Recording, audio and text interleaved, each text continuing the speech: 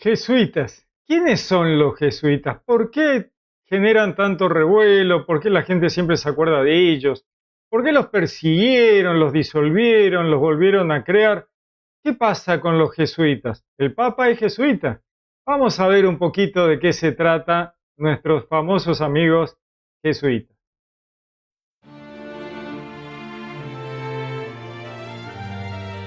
Hoy vamos a hablar un poquito sobre los jesuitas, la Compañía de Jesús.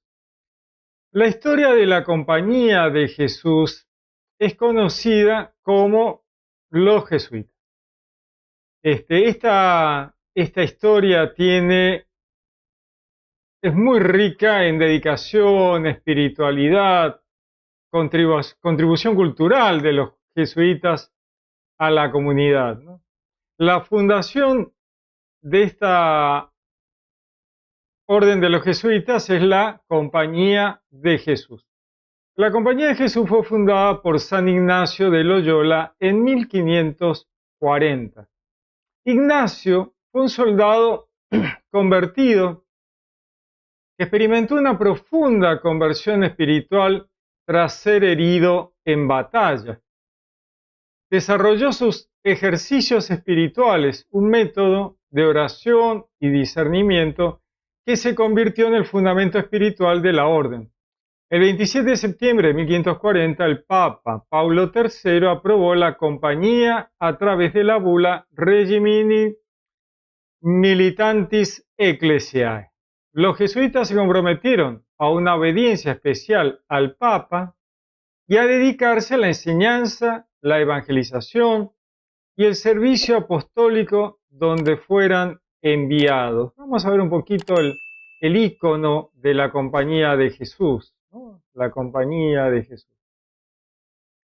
La misión de los jesuitas se sintetizaba en su lema Ad Maiorem Dei Gloriam, para la mayor gloria de Dios. Ad Maiorem Dei Gloriam, para la mayor gloria de Dios. Sus pilares hoy son y siempre fueron la educación como tal. Los jesuitas fundaron colegios y universidades en todo el mundo. Los jesuitas siempre se han ocupado de la educación, colegios, universidades, con un enfoque en la formación integral, intelectual y espiritual.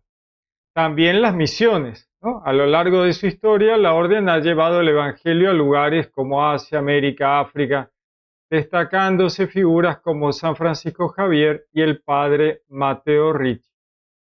Y, por sobre todo, la defensa de la fe, jugando un papel clave en la contrarreforma, ayudando a preservar la unidad de la Iglesia en contextos de creciente secularización y cisma. ¿Qué es esto de la secularización? Bueno, la persecución a la Iglesia, el intento de quitar a la Iglesia de todos los lugares, que la educación no fuera religiosa, que los estados no tengan al catolicismo detrás, ¿no? Y entonces vamos a ir viendo a medida que avanzamos dónde está la persecución a los jesuitas y de qué se trata esta secularización, ¿no? Durante los siglos XVI y XVII, los jesuitas lideraron innovadoras misiones en territorios no cristianos. América Latina evangelizaron a través de las reducciones, comunidades indígenas organizadas bajo principios cristianos y de respeto cultural. En China, la misión liderada por Mateo Ricci facilitó un diálogo fructífero entre el cristianismo y la cultura confuciana de Confucio, en un claro ecumenismo e inculturación. Y en Europa, los jesuitas defendieron la ortodoxia católica mediante colegios y publicaciones apologéticas. Los jesuitas en Argentina, por ejemplo, en Paraguay, que hicieron las misiones jesuíticas, luego lo vamos a ver con más profundidad, llevaron la palabra de Dios, la evangelización a estos pueblos de los pueblos originarios, los pueblos indígenas, los guaraníes, y ahí hubo una familiaridad con los guaraníes en cuanto a que estos pueblos tenían una metafísica en su religión muy parecida a la cristiana. Eran monoteístas, el Dios de los guaraníes, su percepción de Dios era ética, moral, o sea que no fue difícil conversar con los guaraníes desde la perspectiva de los jesuitas, ¿no? Ellos tenían una visión, los guaraníes tenían una mirada muy social de su grupo, muy de comunidad, de solidaridad comunitaria, de vida común. O sea que realmente la iglesia con los jesuitas entró, pero perfecto. Enseguida se relacionaron muy bien.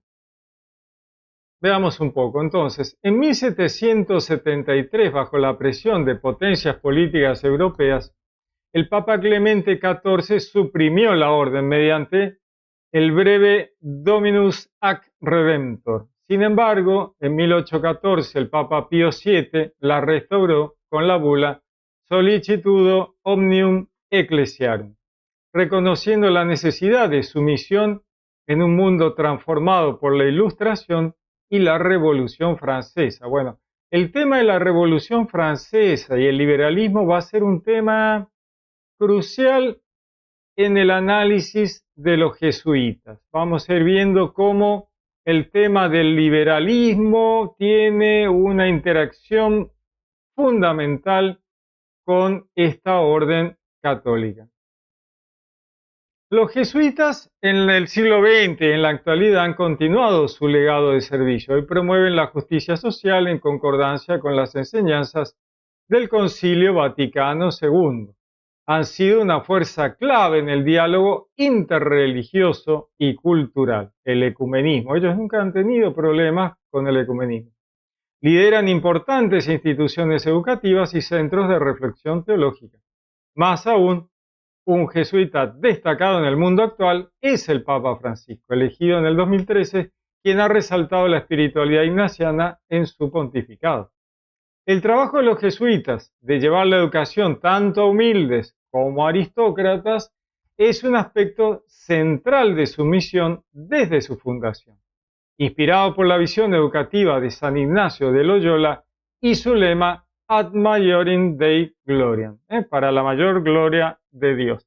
Los jesuitas buscaron formar hombres y mujeres que integraran una sólida formación intelectual con virtudes cristianas, independientemente de su clase social. Justamente ese tema ha sido un tema que les ha costado la persecución, ¿no? Este tema de que a todos los ven igual, ¿no? La Compañía de Jesús se destacó por ser una de las primeras órdenes religiosas en democratizar la educación, ofreciendo instrucción tanto a las élites como a personas de escasos recursos. Su enfoque educativo está orientado a la formación integral, combinando ciencias, humanidades y espiritualidad. Desde sus inicios, los jesuitas ofrecieron becas y clases gratuitas a los niños de familias pobres. Veían la educación como un medio para dignificar la vida de las personas, superar la pobreza y promover la fe cristiana. A través de las escuelas de letras y las escuelas pías, proporcionaron una educación básica a quienes no podían pagarla, asegurándose de que incluso los más humildes aprendieran a leer, a escribir y conocer las bases de la doctrina católica. También educaron a los hijos de la aristocracia y la nobleza, quienes al recibir una formación ética y espiritual profunda, se prepararon para ejercer el liderazgo con justicia y caridad cristiana, lo cual, una vez más, generó un gran enfrentamiento de los poderes que veían mal que sus hijos recibieran ese tipo de educación, donde adquirían ideas sociales que luego llevarían a formas sociales de gobierno y de administración. ¿Se dan cuenta? Es 2 más 2, ¿no es cierto? Los jesuitas enseñaban a los pobres, ya era un problema. ¿Cómo le vas a enseñar a los pobres que esto es solo para lío? Y después les enseñaban a la élite. La élite, pensando, ¿no es cierto?, que los jesuitas le estaban dando una educación espectacular, y que era de formación también religiosa, terminaban teniendo hijos que salían de las universidades jesuitas con pensamiento social y conciencia de que no se podía oprimir a los pobres, oprimir al trabajador, explotar a la gente. Bueno, eso no podía terminar bien para ese tipo de clases de la élite.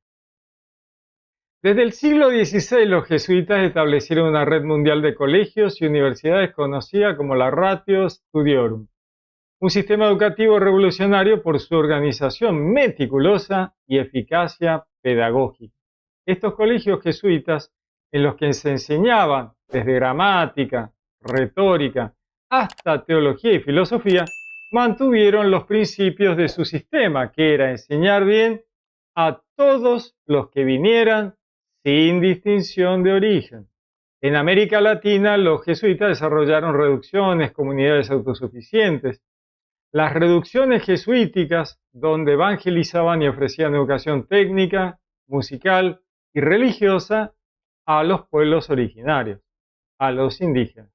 Los jesuitas cultivaron tanto la virtud como el intelecto, formando líderes con un sentido del deber cristiano hacia sus comunidades, ya fueran aristócratas o campesinos. Entre los resultados más destacados, y justamente por los que han conseguido tanta oposición y tanta mala prensa de parte de los poderes y los capitales, podríamos ver, primero que nada, la movilidad social, ya que muchos estudiantes de origen humilde alcanzaron posiciones de relevancia social y eclesiástica gracias a la formación jesuita. También la innovación cultural, puesto que en sus colegios se enseñaba música, literatura, ciencias naturales, fomentando una cultura inclusiva que respetaba las diferencias y, por supuesto, la conciencia social. La formación de los jesuitas no solo buscaba la salvación individual, sino también promover la justicia social y la dignidad humana. Obviamente, todo doctrina cristiana, bien cristiana, ¿no? Lo que Jesús había dicho, lo que los apóstoles habían llevado, ¿no? Todo aquello puesto a la práctica. Bueno, ahí viene el problema, ¿no? Cuando se habla está todo genial, te escuchamos, no hay problema. El problema viene cuando el cristianismo se pone en la práctica. Ahí es donde viene el problema. Increíble, ¿no? Porque en realidad ahí es donde debería estar todo bien. Sin embargo, cuando el cristianismo lleva a la práctica los valores cristianos de igualdad, ¿no es cierto?, de educación, de protección del pobre, el humilde, el huérfano, proteger las clases trabajadoras, proteger a los oprimidos, ahí se terminó la conversación. Entonces, la espiritualidad jesuita, basada en los ejercicios espirituales, en ella se encuentra el fundamento del compromiso con una educación que buscara a Dios en todas las cosas y promoviera el bien común. Este modelo permanece hoy como una inspiración actual para muchas instituciones educativas dirigidas por la Compañía de Jesús. En toda esta línea de ser y de actuar de los jesuitas podemos entender inmediatamente el enfrentamiento inevitable con el liberalismo. Inevitable. El desarrollo del liberalismo estuvo condicionado por el tipo de gobierno del país en que los estamentos políticos y religiosos estuvieran disociados. O sea, la idea para que el liberalismo prospere es que la iglesia no esté en el Estado, porque si la iglesia está en el Estado, la iglesia pone límites al liberalismo, ¿no? Pone límites hasta acá, hasta ahí, hasta allá, y eso de los límites no es algo que le agrade al liberalismo, ¿no? En los países confesionales o en los que la iglesia gozaba de gran influencia sobre el Estado, el liberalismo estuvo históricamente unido al anticlericalismo. O sea, si la iglesia estaba en el Estado, el liberalismo se mostraba abiertamente anti-iglesia, anticristiano. Siempre fue anticristiano, pero se muestra abiertamente anticlerical, antiiglesia. Como sabemos, en política interior, los liberales se oponen a las restricciones que supuestamente impiden a los individuos ascender socialmente, y como individuos, los liberales simplemente se identifican con el poderoso y el rico, que quieren acceder a los puestos de poder. Y entonces, aunque nos venden que ellos están de acuerdo en el movimiento social, en la movilidad social, en realidad no están de acuerdo en la movilidad de que el pobre pase a ser rico o llegue al poder. No, ellos dicen, yo quiero que el Estado no me pare a mí como empresario para llegar a ser presidente, y de esa manera hago lo que quiero, vendo lo que quiero, compro lo que quiero y oprimo lo que quiero. Entonces hay que tener cuidado con los supuestos valores expresados desde una mirada de esto lo quiero para todos, cuando en realidad es solo para una élite. Entonces, también las limitaciones a la libertad de expresión o de opinión que establece la censura y la autoridad del Estado, ejercidas según ellos con arbitrariedad e impunidad sobre el individuo, cuando en realidad el individuo al que ellos se refieren, una vez más, es simplemente el rico y poderoso, y lo que no quieren es que el pobre, el vulnerable, el trabajador puedan expresarse libremente, y entonces hablan de que cómo puede ser que me censuren a mí. Luego ellos van a censurar a todo el mundo, no tienen ningún problema. Es más, todos los medios de difusión son de la élite. Entonces cuando el pobre, el trabajador quiere expresarse, no tiene forma porque no hay medios.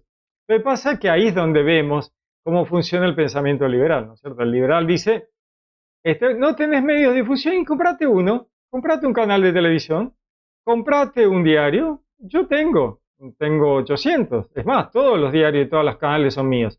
Si vos te compras uno, también vas a poder hablar. Nadie te va a censurar. Lo que pasa es que no tenés los diarios y los canales de televisión y la radio. Yo tengo todas, yo puedo hablar de mí todo lo que quiera. Vos no podés, es un problema tuyo, no es un problema mío. Así funciona, ¿no? Respecto a la religión, el liberalismo se ha opuesto tradicionalmente a la interferencia de la Iglesia en los asuntos públicos y a los intentos de grupos religiosos para influir sobre la opinión pública. ¿Por qué ocurre esto? Porque de movida parece que los tipos tuvieran razón. Pero el problema viene cuando la Iglesia, la religión les habla de doctrina social de la Iglesia, justicia social, que es todo mala palabra para el liberalismo. Para el liberalismo, doctrina social de la Iglesia es mala palabra. Justicia social, herejía. Tremendo, horrible. Límites a la explotación. ¿De qué estamos hablando? Estamos todos locos. ¿Cómo me vas a poner horario para los trabajadores? No, el trabajador tiene que laburar 24 horas al día, 32 también si da el tiempo. No, ¿cómo me vas? No me vengas con cristianismo, catolicismo, doctrina social de la Iglesia, eso es mala palabra. En sus escritos políticos defendía la soberanía popular, el derecho a la rebelión contra la tiranía y la tolerancia hacia las minorías religiosas. Dice John Locke, que es uno de los primeros y más influyentes pensadores liberales en esta última época, un filósofo inglés. Entonces, este señor decía, John Locke, que defendía la soberanía popular. En realidad no es verdad. Lo que pasa es que hay que entender a qué le llama él soberanía popular. El popular es él, punto. El derecho a la rebelión es la de él. Contra la tiranía, tiranía es la Iglesia. Y la tolerancia a las minorías religiosas es lo que él cree como religión. Entonces todo esto gira alrededor de él. La soberanía popular es la soberanía de él, el derecho a rebelión es el derecho a rebelarse él contra la tiranía supuestamente de la Iglesia que no le deja hacer lo que él quiere. Según el pensamiento de Locke y de sus seguidores, el Estado no existe para la salvación espiritual de los seres humanos. Por eso dice, ¿qué hace la Iglesia ahí? Sino para servir a los ciudadanos. Y cuando él dice servir a los ciudadanos, dice para servirme a mí y garantizar sus vidas, la vida de Locke, su libertad, la libertad de Locke y sus propiedades, las propiedades de Locke y sus seguidores, bajo una constitución que les sirva a la élite, ¿no? Porque así es como deben leerse este tipo de cosas, que ya las conocemos, ya las hemos vivido, ya las vivimos, sabemos de qué hablan, sabemos que nunca el pueblo está incluido en ninguno de estos discursos liberales, ¿no? Cuando ellos dicen libertad, fraternidad, igualdad, para mí, no para vos no, no te subas, que no hay lugar. Entonces, pensadores como el estadista John Bright se opusieron a las legislaciones que fijaban un máximo de las horas de trabajo, basándose en que reducían la libertad y en que la sociedad y sobre todo la economía se desarrollaría más cuanto menos regulada estuviera y más posibilidades de explotar se tuviese de explotar a los trabajadores. Obviamente, ¿no es cierto? Entonces, este niño, John Bright, obviamente, se opuso a las legislaciones de horas laborales de 8 horas. ¿Quién sacó las 8 horas laborales? La Iglesia Católica. ¿Quién sacó los derechos laborales? La Iglesia Católica. Obviamente, este niño Bright va a oponerse a la Iglesia. ¿Por qué? Porque él quería que le liberaran las horas de trabajo y la Iglesia buscaba regularla. De hecho, las reguló con 8 horas. Y este muchacho Bright estuvo muy enojado y disgustado. Al desarrollarse el capitalismo industrial durante el siglo XIX, el liberalismo económico siguió caracterizado por una actitud, obviamente, negativa hacia la autoridad estatal. ¿Y por qué? Y porque el Estado regula, el Estado pone límites. Bueno, mira, no podés explotar al trabajador, tenés que darle una estabilidad laboral. Y el tipo dice, no, no me interesa eso, no me interesa, no me dejas laburar, no dejas que yo haga plata, déjame hacer guita, ¿cómo puede ser que me impongas que yo no puedo hacerlo trabajar más de 8 horas por día? Yo lo quiero hacer laburar 16 horas por día y pagarle 4, ¿no? Está clarísimo. Las clases trabajadoras consideraban que estas ideas protegían los intereses de los grupos económicos más poderosos, obviamente, en especial los de los fabricantes, que tenían las grandes fábricas, y que favorecían una política de indiferencia e incluso de brutalidad hacia las clases trabajadoras. Estas clases que habían empezado a tener conciencia política y un poder organizado, se orientaron hacia posturas políticas que se preocuparan más por sus necesidades, en especial hacia los partidos socialistas. Obviamente, ¿no es cierto? La clase trabajadora en Europa, en América, buscaban partidos políticos que reconocieran sus necesidades. Obviamente que los liberales no y los socialistas sí. Así que se arrimaron al socialismo. Es clarísimo. No hay mucho por donde perderse. Veamos un poquito la expulsión y supresión de la Compañía de Jesús y las causas del famoso extrañamiento, un nombre raro, ¿no? Como se llamó a la condena a la Compañía de Jesús, a los jesuitas. El término extrañamiento, que se ha utilizado para referirse a la expulsión de los jesuitas, especialmente en el siglo XVIII, se vincula al significado jurídico y político de aquella época. No se trataba solo de una expulsión física de los territorios donde se encontraban, no era solo sacarlos de donde estaban trabajando, sino de una prohibición absoluta de su presencia, acompañada de medidas para garantizar que no pudieran volver a ejercer influencia en esos reinos o lugares. Las razones detrás del término extrañamiento tiene obviamente dimensiones legales y políticas. El término extrañar en su acepción antigua significa literalmente alejar, expulsar o poner en el extranjero. En el contexto jurídico de la monarquía de España se refería a la privación no solo del derecho a residir, sino también de la posibilidad de participar en cualquier ámbito de influencia dentro de los dominios del rey. Al usar extrañamiento en lugar de expulsión, se remarca la prohibición total y perpetua de que los jesuitas regresaran. Era, sacámelos, no los quiero volver a ver. Esta decisión tenía un alcance que buscaba eliminar la presencia física, simbólica e ideológica de la Compañía de Jesús en los reinos supuestamente afectados por su trabajo. La monarquía hispánica justificaba la medida con la excusa de preservar el supuesto bien común y evitar conflictos internos en sus territorios. Los jesuitas fueron acusados de ejercer una influencia excesiva en la política y en la formación intelectual de las élites, esto que hablábamos antes. Por ello se buscaba extrañarlos, es decir, eliminarlos como actores dentro de la sociedad de España. La expulsión de los jesuitas fue decretada por Carlos III en 1767 y la justificación oficial se consignó en la pragmática sanción de expulsión de los jesuitas, que empleaba la expresión extrañamiento para referirse a la salida forzosa. Las supuestas razones principales esgrimidas por este asunto fueron las acusaciones de conspiración, primero siempre. No, estos tipos conspiran. Los que los acusaban decían que habían estado involucrados en las revueltas populares como el motín de Quilache en España en 1766. También les preocupaba la acumulación del poder que tenían los jesuitas, ya que los jesuitas, con su red de colegios, misiones y su obediencia directa al Papa, eran percibidos como una amenaza para el absolutismo Borbón de la realeza.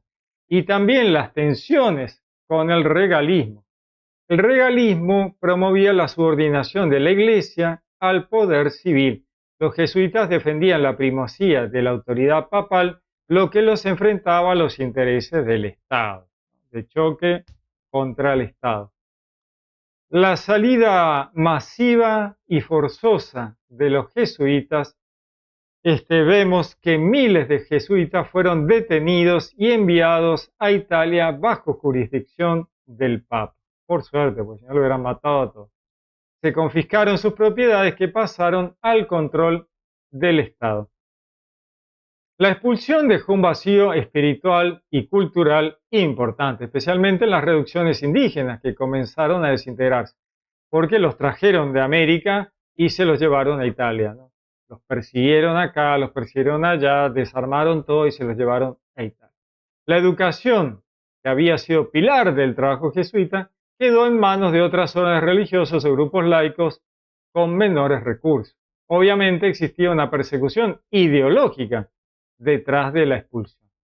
La palabra extrañamiento también capturaba un intento de apartar las ideas jesuitas del corazón y la mente de las comunidades donde habían trabajado. Era un esfuerzo por borrar su influencia espiritual e intelectual.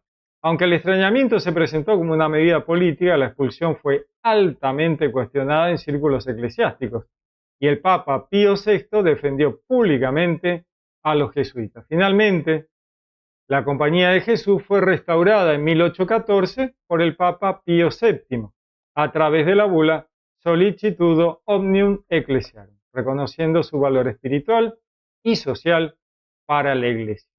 El extrañamiento y posterior supresión de la Compañía de Jesús es la consecuencia más patente de la influencia que los estados absolutistas ejercieron sobre la Iglesia en aquella época, y ello se debió a confluencia de varios factores. En primer lugar, la influencia de los cortes borbones en Francia y España, que siempre vieron a los jesuitas como eventuales enemigos políticos de su despotismo y absolutismo, ¿no?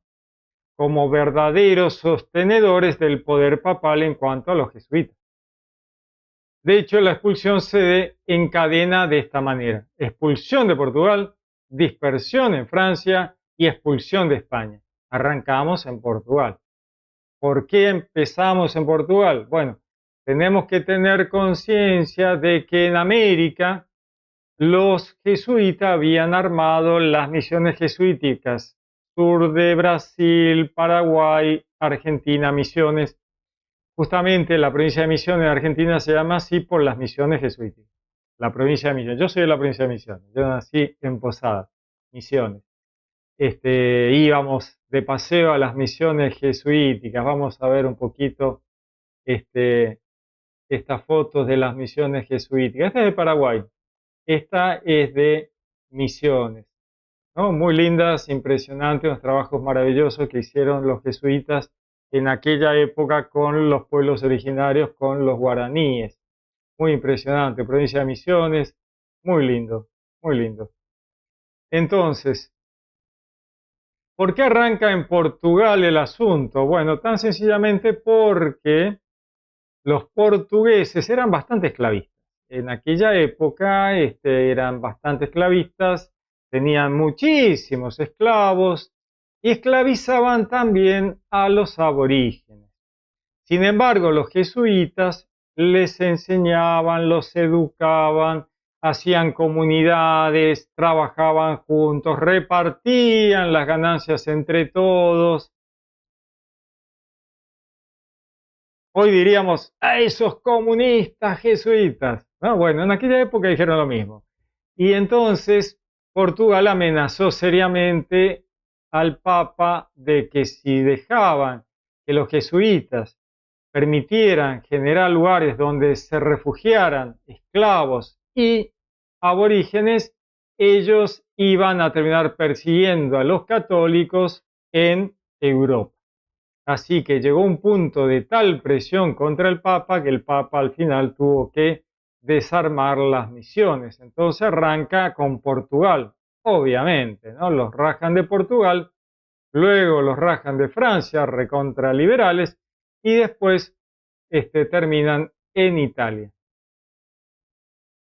También los rajan de España, ¿no? Pues estaban ahí. También, entre otras causas, debemos mencionar el auge de las doctrinas galicanas, las ideas liberales francesas, como ya hemos dicho, y dentro de la iglesia el jansenismo. ¿Qué es el jansenismo? Bueno, ahí tenemos un tema. El jansenismo fue un movimiento teológico y espiritual que surgió en el seno del catolicismo, dentro del catolicismo, durante los siglos XVII y XVIII. Su nombre deriva de Cornelius Hansen, que vivió en aquella época, 1585-1638, obispo de Ypres, cuyo libro Augustinos, en 1640, marcó los fundamentos doctrinales del movimiento jansenista.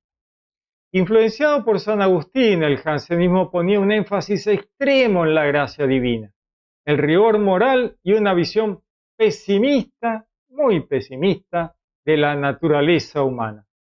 Algunos facciones protestantes van a entender enseguida de qué estamos hablando. El jansenismo tuvo un impacto significativo en la teología, la espiritualidad y la práctica eclesial, aunque fue rechazado oficialmente y de plano por la Iglesia Católica.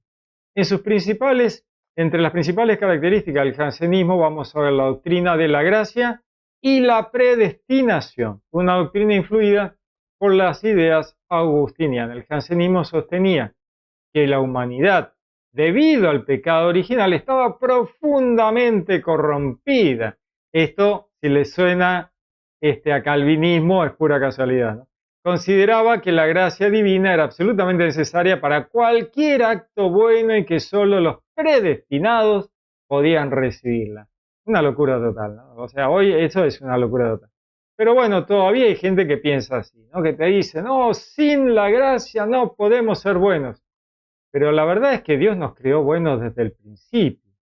Siempre nos creó buenos, porque Dios va a crearnos malos. Dios crea las cosas mal, hace las cosas mal, Dios. ¿Podemos decirle, che, ¿qué hiciste? No, no podemos decirle, che, ¿qué hiciste? Dios crea todo bueno. No existe la predestinación. Nadie está predestinado, ni a lo bueno ni a lo malo. No existe la predestinación. Si existe la predestinación, no existe el libre albedrío. Las dos cosas no. O hay libre albedrío o hay predestinación. Si hay libre albedrío, entonces somos robots condicionados. No sé qué hago acá hablando con ustedes.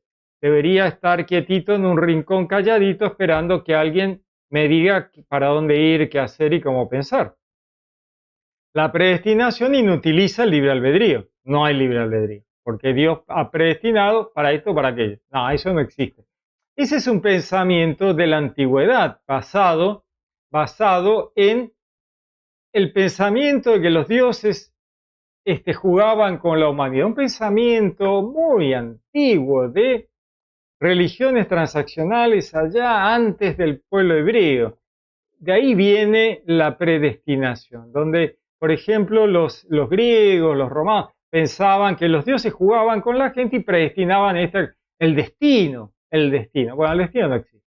Básicamente no existe. Entonces el jansenismo en aquello se aproximaba al calvinismo, obviamente, aunque permanecía dentro del catolicismo. Subrayaba el jansenismo la necesidad de un comportamiento austero, de una estricta observancia de los preceptos morales, durísimos. Condenaba la relajación espiritual y la indulgencia en la práctica de la fe. ¿Cómo puede ser que estos tipos no sufran? ¿Cómo quieren ser felices y vivir haciendo una vida un poco más relajada, trabajando pocas horas por día, ¿no? El trabajo de sol a sol y con el sudor de su frente, ¿no? Esas cosas así muy raras. Promovía una aproximación rigurosa al sacramento de la Eucaristía, recomendando que los fieles solo recibieran la comunión después de largos periodos de preparación y confesión. ¿No? Fíjense lo extremo de esto. ¿Cómo vas a recibir la Eucaristía si no te has pasado meses orando, rezando y peregrinando? No puede ser. De locos. Los jansenitas se oponían a los jesuitas, obviamente, acusándolos de promover una moral laxa. ¿Cómo ustedes apoyan, no? A través de la teología que denominaban de probabilidad, que se suponía que permitía resolver cuestiones éticas considerando las opiniones más favorables o menos severas. Así los acusaban a los jesuitas. España y los dominios de España fueron los que más sufrieron esta expulsión, que se dio en abril de 1767 por orden de Carlos III, influenciado por sus ministros y sus colaboradores, el conde de Aranda, Manuel de Roda y Arrieta, Nicolás de Azara, José Moniño, todos estos enemigos declarados de los padres. Campomanes, autor del Tratado de la Regalía y Amortización, que sirvió de libro de texto en las escuelas universidades, y con ello algunos obispos regalistas con resabios jansenitas. No podemos olvidar la gran obra que desplegó la Compañía de Jesús, la cura de almas, las misiones entre los paganos, la formación intelectual, la enseñanza, los estudios teológicos y mucho más. En 1749 la orden contaba con 33 provincias religiosas esparcidas en los continentes de Europa, América, Asia, África, 670 colegios y el número de los ministros llegaba a 22.600. La supresión papal se hacía ecos de las presiones de las cortes borbónicas en Europa, obviamente, como ya lo hemos conversado. Tuvo efecto durante el papado de Clemente XIV, cardenal Lorenzo Ganganelli, quien un tipo con carácter prudente y afable, que se hizo eco de las calumnias levantadas contra los padres como el cardenal Passioney y el superior general de los agustinos, Francisco Javier Vázquez, y los sacerdotes oratorianos. Finalmente el Papa se decide y el 21 de julio de 1773 firma el breve de supresión, Dominus ac Redemptor. Hoy día la historia tiene claro que la campaña antijesuita fue una verdadera confabulación diplomática de Portugal, Francia y el rey de España. Sin embargo, la Compañía de Jesús no se extinguió del todo, ya que mientras los países católicos se ensañaban contra ella y sus obras, Federico II de Prusia y la zarina Catalina de Rusia prohibieron la promulgación del breve papal en sus estados y protegieron a los jesuitas. De esta manera, la Compañía de Jesús no fue extinguida ni suprimida definitivamente. Una centella, una luz ahí quedó encendida, como dice Martín Hernández, entre las nieves de Rusia y las nebulosas tierras prusianas. Como consecuencia de la persecución, debemos pensar que el ingente número de agentes de pastoral privados de su actividad y su identidad religiosa fueron enormes. Decían los obispos en Iglesia y Comunidad Nacional, decían, la Iglesia fue herida en sus fibras más íntimas, entonces hubo momentos dolorosos y de estos no puede callarse la expulsión de los jesuitas. Los acontecimientos de este tipo no solo han ido contra la Iglesia, son golpes asestados al cuerpo mismo de la sociedad, en especial contra los hijos más pequeños y necesitados, con la consiguiente proyección negativa en todo el territorio. Obviamente, ¿no? Porque fueron al sacar a los jesuitas de sus lugares, fueron contra los pobres, vulnerables, los trabajadores, ¿no?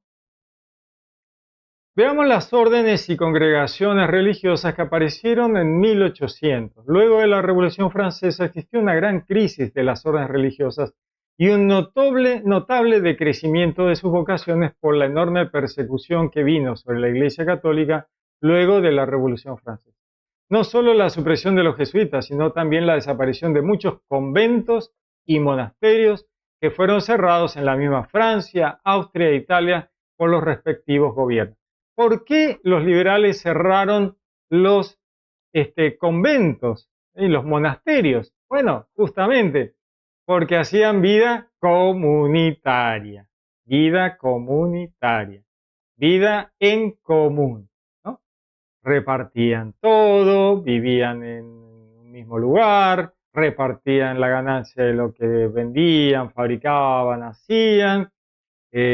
Obviamente no es del gusto liberal la vida comunitaria. Mientras ellos hablan de individualismo, los monasterios mostraban el éxito de la vida comunitaria.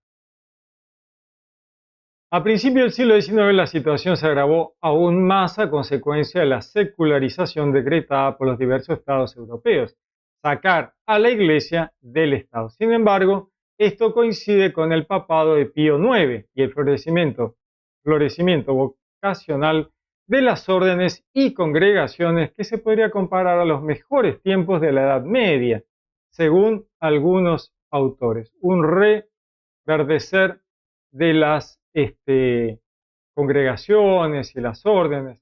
Para la época del Concilio Vaticano II, la ofensiva liberal estaba en su momento más álgido y los católicos estaban divididos y no acababan de ponerse de acuerdo sobre la actitud que debían tomar ante la nueva sociedad del siglo XIX.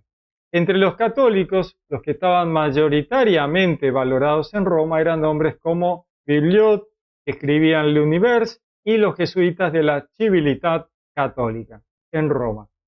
Eran los ultramontanos, así le llamaban, quienes analizaban firmemente la relación entre Estado e Iglesia, los cuales partían de la base de que la sociedad moderna estaba atravesada, obviamente, por el ateísmo y la revolución liberal, y pensaban, como el español Donoso Cortés, que el catolicismo era el bien absoluto donde se debería fundar los estados. Los estados deberían estar fundados sobre las doctrinas cristianas católicas. En ese contexto es llamado al Concilio Vaticano II, al que fueron invitados los obispos de las iglesias orientales, fueron llamados los protestantes y fueron llamados los anglicanos. Como vemos, Concilio Vaticano II es un concilio completamente ecuménico.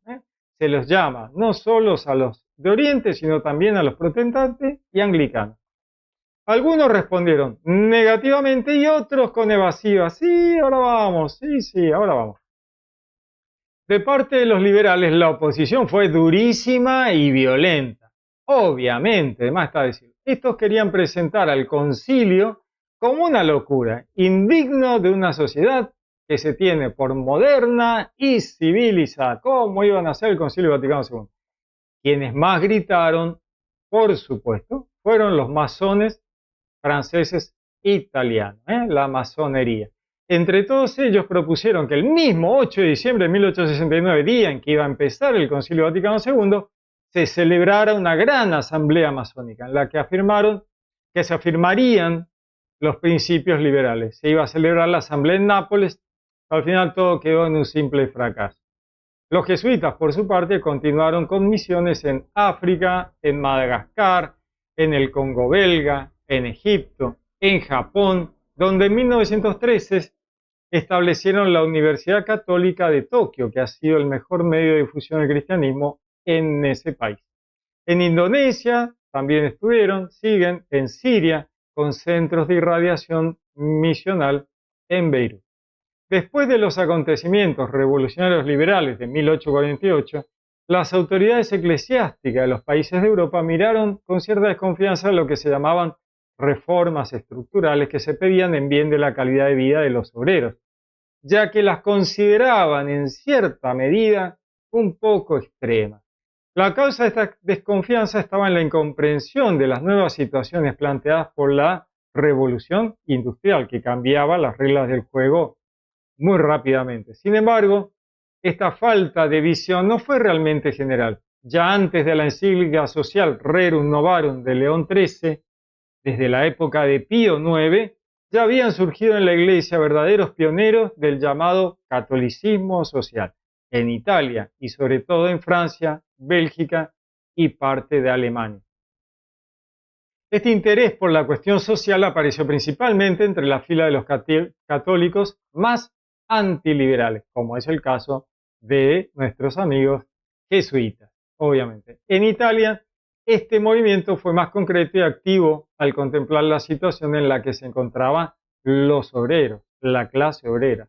De allí surge en Italia la justicia social, ¿no? Que fue justamente el nombre de justicia social es acuñado por un sacerdote católico.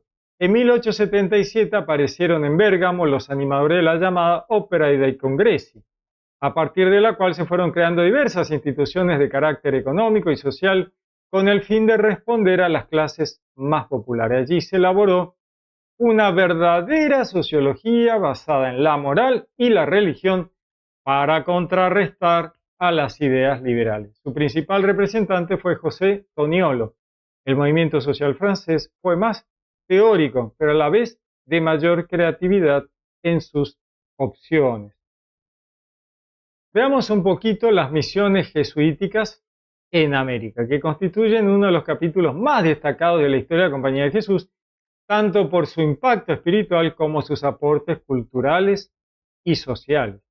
Fundadas con un espíritu de evangelización y defensa de los pueblos originarios, las misiones jesuitas se desarrollaron especialmente en América del Sur, y sus logros aún resuenan en el ámbito religioso, cultural y patrimonial. La expansión jesuítica a América se inició a fines del siglo XVI. Los misioneros llegaron al Nuevo Mundo con el propósito de predicar el Evangelio, proteger a los pueblos indígenas de los abusos y esclavitud y promover su desarrollo integral. Su misión no era simplemente imponer el cristianismo, sino dialogar con las culturas indígenas y crear comunidades autosuficientes conocidas como reducción. Las reducciones jesuitas fueron asentamientos donde los misioneros reunían a los indígenas enseñándoles la fe católica y oficios y organizándolos en una vida comunitaria que respetara sus costumbres dentro de un marco cristiano. Las más notables se desarrollaron en la región de Paraguay, que abarcaba parte del actual Paraguay, Argentina, Brasil, Uruguay y Bolivia. Recordemos que en aquella época las fronteras estaban distintas. Las reducciones funcionaban como verdaderas comunidades autosuficientes. Las tierras y bienes eran de uso común y los beneficios se distribuían equitativamente. Se promovía la enseñanza de oficios como carpintería, herrería, tejido, música. Los jesuitas actuaron como defensores de los indígenas frente a los abusos de colonizadores y encomenderos, como se llamaban en aquella época. En el marco de las reducciones, los indígenas estaban exentos de tributos y trabajo obligatorio de los encomiendas. Se resistieron a la esclavización de los indígenas los jesuitas por parte de los bandeirantes, los bandeirantes, cazadores de esclavos de Brasil, ¿no? Se le opusieron, ya lo hemos hablado, por qué arranca en Portugal este tema. Porque justamente, ¿no?, se resisten los jesuitas a la esclavización de los indígenas. Los misioneros instruían a los pueblos originarios en la fe católica, adoptando las prácticas litúrgicas a la sensibilidad cultural de aquellos, lo que hoy llamaríamos inculturación. A veces veo que Francisco habla con las culturas guaraníes, y muchos gritan, ¿cómo puede ser paganización del catolicismo? No entienden nada, no tienen ni idea de qué están hablando. Justamente esto se llama inculturación, ¿no? Es este tema de adaptar las prácticas litúrgicas a la sensibilidad cultural de los pueblos. lo que se ha hecho siempre, toda la vida, tanto los hebreos como el cristianismo. Los jesuitas tradujeron la Biblia y otros textos religiosos a lenguas indígenas como el guaraní. Miren qué tipos súper avanzados. Las reducciones se destacaron por su producción artística, tallados, esculturas y edificios de gran calidad, como los que habíamos vistos. Vamos a mirarlo de vuelta. Un trabajo espectacular. Miren los tallados, ¿no? Un trabajo impresionante, muy impresionante. Muy buenos trabajos que habían hecho los jesuitas en las misiones. Entre los logros de las misiones jesuitas podríamos citar una evangelización absolutamente exitosa. Las reducciones se convirtieron en verdaderas ciudades cristianas, donde la fe era el centro de la vida. El desarrollo cultural, ya que los indígenas no solo aprendían la doctrina cristiana, sino que también preservaban aspectos de su lengua y su cultura, integrándolas con el cristianismo. Y fundamentalmente la resistencia contra la opresión. Los jesuitas denunciaron abusos y atrajeron la atención de Roma defendiendo los derechos de los indígenas frente a los poderes coloniales. Y ustedes se preguntan, ¿y por qué los rajaron? Bueno, obviamente por esto, ¿no? Por haber defendido a los pobres y los humildes. ¿Cómo fue la expulsión de los jesuitas? Vamos a analizar. En 1767 los jesuitas fueron expulsados de América por orden, como habíamos dicho, de Carlos III de España, por la presión enorme de Portugal y porque estos veían a los jesuitas como un importante freno de su interés en la opresión del pueblo original, de la esclavitud que imponían los portugueses a los esclavos negros y a los indios. Portugal amenazó seriamente a España y al Papa con perseguir a los católicos si no retiraban las misiones de los jesuitas, ¿no? El liberalismo detrás de Portugal a morir. Esta decisión marcó el fin de muchas reducciones que fueron abandonadas, absorbidas por las estructuras coloniales. Sin embargo, el legado de los jesuitas perdura. Primero que nada, como patrimonio cultural, las reducciones, como las de San Ignacio Miní en Argentina, Trinidad del Paraná y Jesús de Tabarangué en Paraguay, son hoy patrimonio de la humanidad por la UNESCO. Como inspiración social, su modelo de vida comunitaria y respeto cultural es una referencia para el trabajo pastoral en contextos de diversidad y su influencia educativa típica de los jesuitas, ya que la tradición educativa jesuita continúa siendo una fuerza importantísima en América Latina y en todo el mundo, ¿no? El tema de la educación pública, la educación para todos los niveles, tanto para los pobres como para la élite.